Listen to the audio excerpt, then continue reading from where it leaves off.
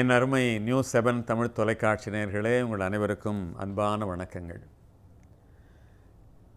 வெற்றியினுடைய முகவரிகளை தேடிக்கொண்டிருக்கிற நமக்கு இன்றைக்கு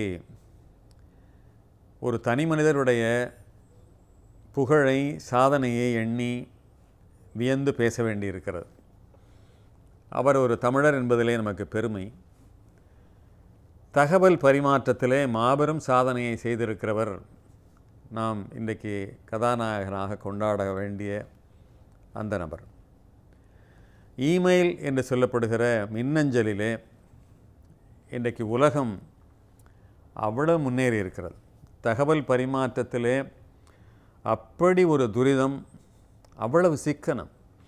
மிக நீண்ட செய்திகளை அனுப்புவதற்கெல்லாம் இன்றைக்கெல்லாம் மின்னஞ்சல் இல்லாவிட்டால் என்ன ஆகியிருக்கும் என்று எண்ணி பார்க்கவே முடியவில்லை. உடனடியாக இங்கே தட்டியதும் அங்கே அமெரிக்காவிலே அந்த திரைப்பட காட்சியை போல உடனே வந்து விடுகிறது. இதை கண்டுபிடித்தவர் ஒரு தமிழர் என்பதனாலே நாம் அவரை பற்றி பேச இருக்கிறோம். ராஜபாளையத்தை சேர்ந்த சிவா ஐயாத்துரை. இவரை பற்றி சொல்லுகிற பொழுது அநேகமாக நம்முடைய நியூஸ்7 தமிழ் தொலைக்காட்சி நேயர்கள் பேசும் தலைமையிலே அவருடைய பேட்டியை பெரும்பாலானவர்கள் பார்த்திருப்பீர்கள். எனவே ஆனால் நான் சொல்லக்கூடிய செய்திகள் அவருடைய வெற்றியினுடைய முகவரிகளை தேடக்கூடியவையாக இருக்கும். வாழ்க்கையிலே எனக்கு பெரியோரை வியத்தலும் இளமே, சிறியோரை இகழ்தலும் இளமே என்கிற கொள்கையை உடையவன் நான். ஆனால் சிவா ஐயாத்துரை அவர்கள் நான் வியந்து போற்றுகிறேன். நான் முதலிலே ஐயாத்துரை அவர்கள் தான், அவருடைய தந்தையார் அவர்களைத்தான் முதலிலே நான் சந்தித்தேன். அதன் பிறகு அன்பு நண்பர் சிவா அவர்களையும் சந்திக்க நேர்ந்த பொழுது நான் அவ்வளவு பெருமிதப்பட்டேன். காரணம், எப்பேற்பட்ட ஒரு பெருமகன், எப்பேற்பட்ட ஒரு அருமையான கண்டுபிடிப்பை உலகுக்கு நல்கியிருக்கிறார் என்பதனாலே. அவரோடு பேசிக்கொண்டிருந்த பொழுது அவருடைய ஆங்கிலம் மிக வித்தியாசமாக இருந்தது.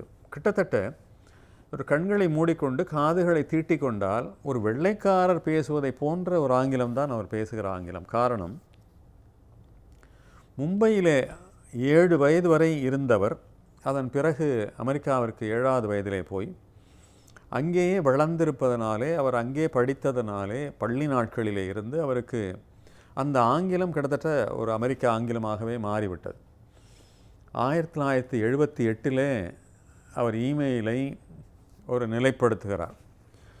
அதற்கு தன்னுடைய தாய் மிக உதவியாக இருந்தார் என்று சொல்லுகிறார்கள். எப்பேற்பட்ட ஒரு தாய் அவருக்கு கிடைத்திருக்கிறார் என்று எண்ணி பார்க்கிற பொழுது, ஏன்னு சொன்னால் 78 வயதிலே ஒரு சிறுவராக இருந்த பொழுது ஒரு தாயினுடைய உதவி இல்லாமல் ஒவ்வொன்றையும் செய்திருக்க முடியாது. எல்லா வகையிலையும் அவர்கள் ஆதரவாக இருந்திருக்கிறார்கள் என்று அவர் பாராட்டி தன்னுடைய தாயை பெரிய முக்கியத்துவம் கொடுத்து சொல்கிறார். ஆனால் அதை தான் கண்டுபிடித்தேன் என்பதை ஒரு அமெரிக்காவிலே எந்த ஒன்றையும் முறையாக செய்து கொள்ளாவிட்டால் அது பின்னாலே பல சட்ட சிக்கல்களை உண்டாகும்.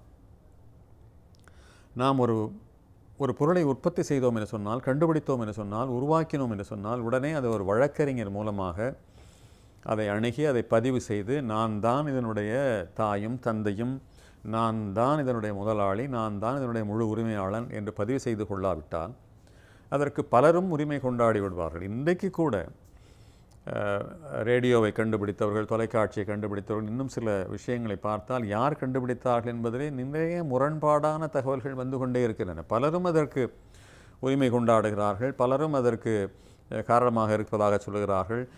ஒவ்வொரு நிலையாக கொண்டு வந்து கடைசியாக யார் அந்த முழு வடிவம் கொடுத்தாரோ அவருக்கு பெருமை சேர்த்து விடுகிறார்கள். ஆனால் அப்படியானால் அதற்கு ஆரம்ப யோசனைகளை சொன்னவர்களை புறந்தள்ளி விடுகிறார்கள். இதெல்லாம் நிறைய பார்க்கிறோம்.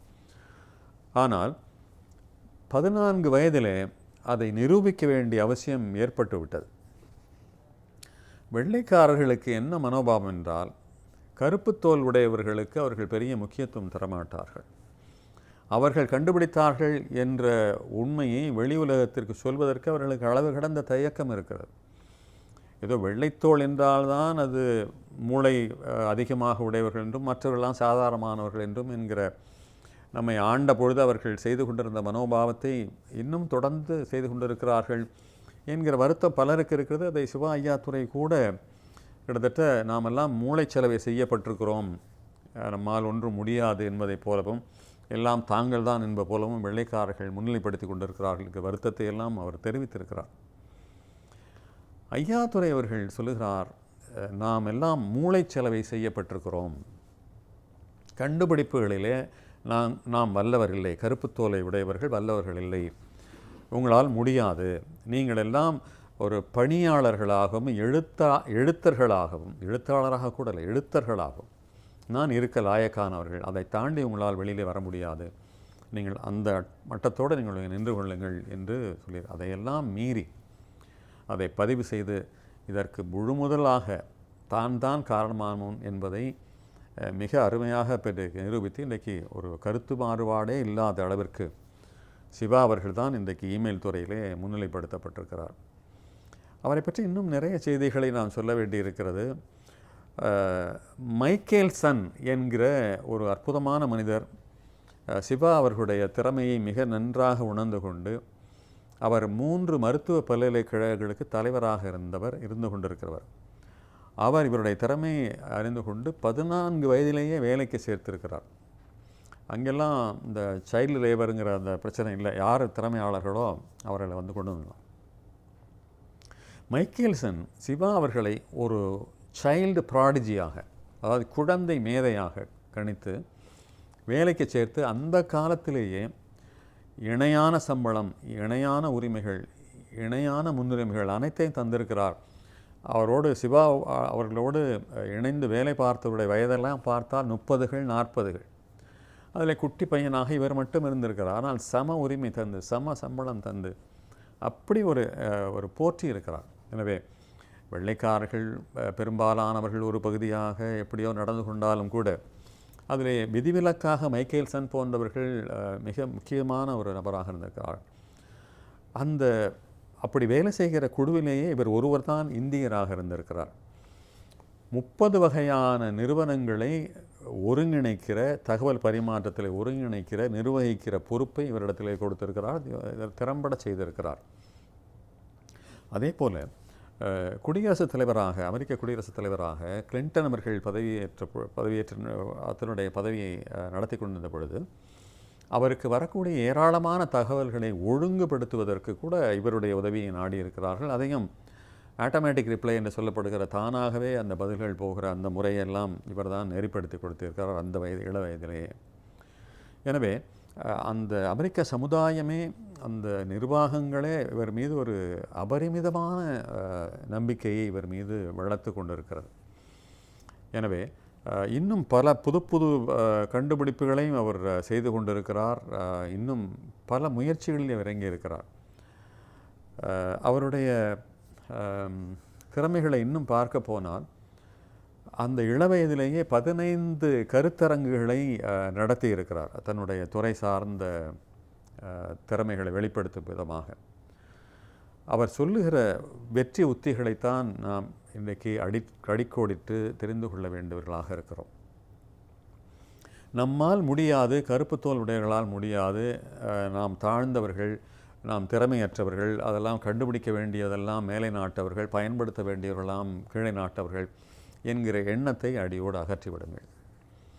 வெள்ளையர்கள் நமக்கு செய்து வைத்த மூளைச்சலவையிலே இருந்து விடுபடுங்கள், வெளியிலே வாருங்கள், என்னால் முடியும் என்று மனப்பூர்வமாக நம்புங்கள். நம்மால் முடியாது எதுவுமே இல்லை என்று மனப்பூர்வமாக நம்புங்கள், அதற்கான முயற்சிகளில் இறங்குங்கள். இந்த மூளைச்சலவையிலிருந்து வெளிவாருங்கள். நாம் கொண்டிருக்கிற ஒரு தாழ்வான மனப்பான்மை, நம்மால் முடியாது என்கிற இயலாமை, நாம் பேசிக்கொண்டிருக்கிற அந்த அணுகுமுறை எல்லாமே தவறு. நான் தான் மின்னஞ்சலை கண்டுபிடித்தேன் என்பதிலே நான் ஏன் குறிப்பாக இருந்தேன் என்று சொன்னால் அதில் இருந்து பெறக்கூடிய லாபத்திற்காக அல்ல.